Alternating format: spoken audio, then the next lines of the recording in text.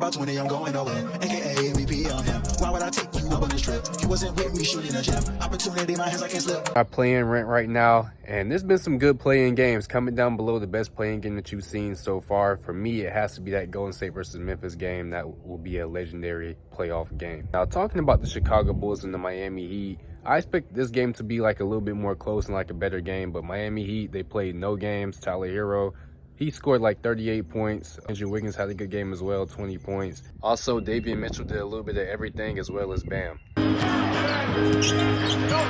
Hero, scoop layup again. Nobody. Vucevic closes. Robinson a contested three. That's good. Highsmith against the rookie. Flips it up and in. Point game for Hero. We still have over a quarter to play.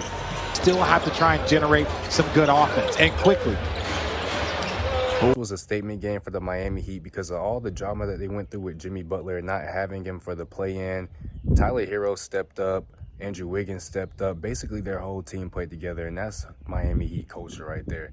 Even though they didn't have Jimmy Butler, they did not let that stop them, and they said, hold up, we're still a great team without him. And they went out there and they did their thing. So that's, to me, why this game was a statement game for the Heat. We all know injuries are a part of the game, and the Chicago Bulls had 3 guards that were out and couldn't play. Trey Jones, Lonzo Ball, and Ayo. Them are 3 great guards right there, and them guards, especially Lonzo, can turn the game around for them, and that's what Chicago was really missing. In the playoffs, you play your starters a lot more, but you also need that bench depth, and you also need them bench guys to produce as well. And for Chicago, only Taylor Horton-Tucker really came through. He only scored 9 points, but you need more than that off your bench, and that's why I said guys like Lonzo, Trey Jones, Ayo, you need that type of facilitators, guys that can get buckets off your bench as well, and that's something that Chicago was lacking in that whole game. Even when you look at Chicago's team, it's not like the Heat where we have a Tyler Hero that can go out there, he can score 45 points and win us a game.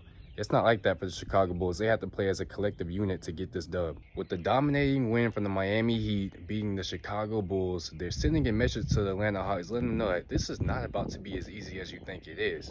And honestly, the Miami Heat could really top the Atlanta Hawks. I have the Atlanta Hawks winning that game, but it's going to come down to how Bam and Tyler Hero play. Of course, you know, they're the 2-head monster for the Miami Heat right now. As long as the Miami Heat bench brings great production as well, it might get scary for ATL. And also, the X factor I have for that game for the Miami Heat side of it is going to be Andrew Wiggins. If Andrew Wiggins can come out there and he balls, it's going to be tough to beat the Miami Heat. All right, so now we're moving on to the supposed game of the night, the Mavericks versus the Kings. And this one broke my play-in bracket at least because I had the Kings winning. Because, you know, they had more, it was just a more strength team. We didn't know how AD was going to play.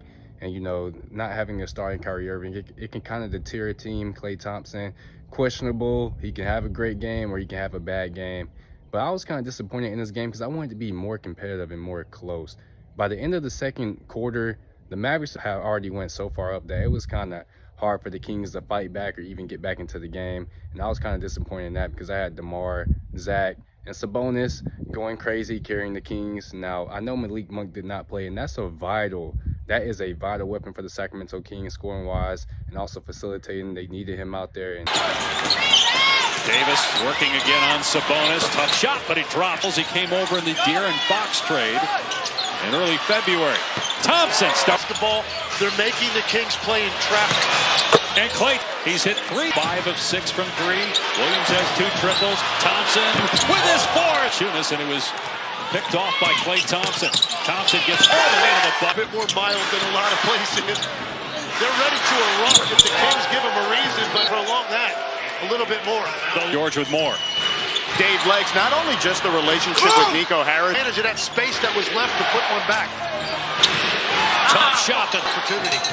Here's Davis, who's played 31 minutes tonight. Body to body with Murray. Turnaround jumper. Some thought that would just be another distraction with Nico Harrison doubling down on the no regrets and defense wins in the second quarter, which really was the difference. That's when the Mavs won the game. And Klay.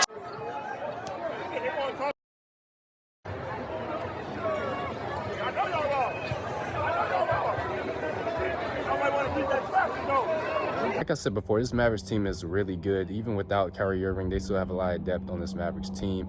And as the Mavericks go further into the playoffs, they're going to need more production from their bench. They had a couple guys that played great off their bench. Caleb Martin and Max Christie, they're going to have to elevate their games, because at some point the Mavericks are going to need them two guys to kind of step it up and produce some great minutes for them. I have to give props to Anthony Davis and also Klay Thompson for being that scoring punch that the Mavericks needed. Anthony Davis, he came out there, he played a great all-around game. The Mavericks are going to be running off Anthony Davis. They're going to go as far as Anthony Davis can take them. And as long as Klay Thompson can be consistent throughout games and the bench can, some of the bench guys can give great minutes, there shouldn't be a problem for the Mavericks. But they are about to face a hungry Memphis Grizzlies team. And this team barely lost to the Golden State Warriors. Now, I know Ja Morant was playing through some type of injury throughout the end of the game, so I don't know if that will affect them in this Mavs game coming up.